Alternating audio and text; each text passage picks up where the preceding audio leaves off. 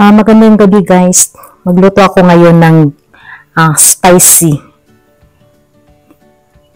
ginataang manok. So, igisa natin yung ating mga spices.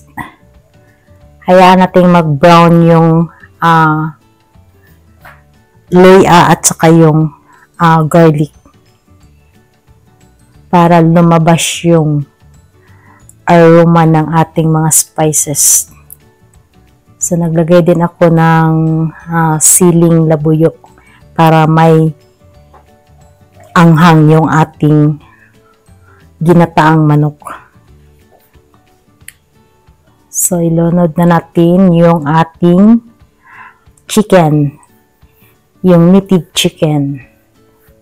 Siyempre, ihalo natin mabuti guys ang ating manok at saka yung ating mga spices. Maglagay tayo ng iodized salt at saka MSG.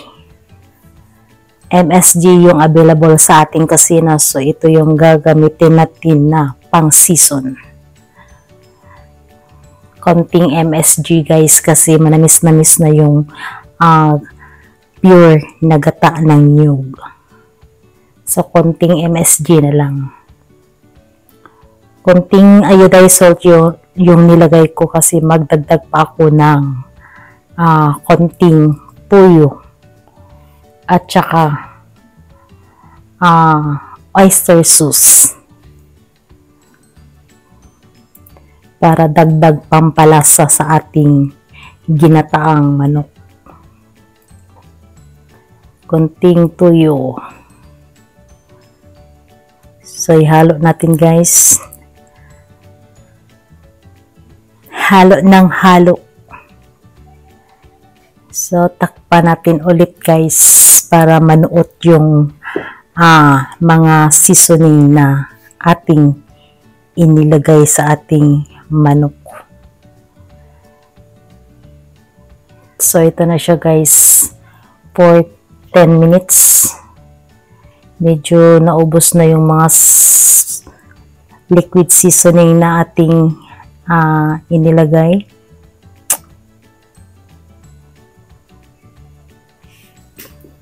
Lagay na natin yung ating pure gata ng niyog.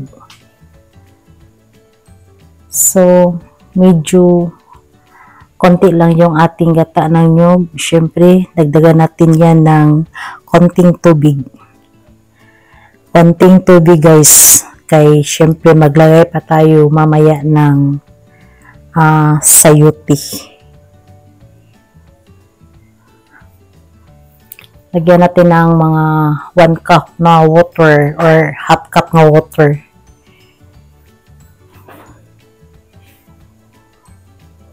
Hayaan natin kumulo yung ating gata guys. Pakuluin natin ito ng 5 minutes para manuot yung gata sa ating karning manok. Magka-creamy yung ating karning manok. So, tapos na siya guys for 5 minutes. Luto na yung ating chicken. Lagay na natin yung ating red bell pepper. At tikman natin guys kung okay na ba yung kanyang seasoning. Siyempre, parang kulang, maglagay tayo ng iodized salt ulit. At saka hayaan natin itong pakuluin natin for another 1 minute.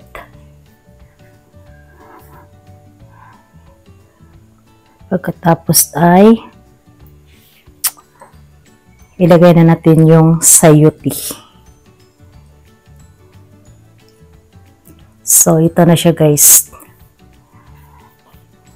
Lutuin natin yung sayote mga 3 to 5 minutes. Madali lang maluto yung sayote guys.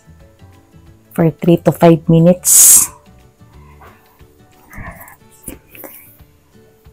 Lagyan na natin yung ating spring onions. Maya-maya yung malunggay siya guys, yung moringa. Naglagay ako ng moringa guys. Yung malunggay kasi marami tayong makukuhang health benefits dyan sa moringa.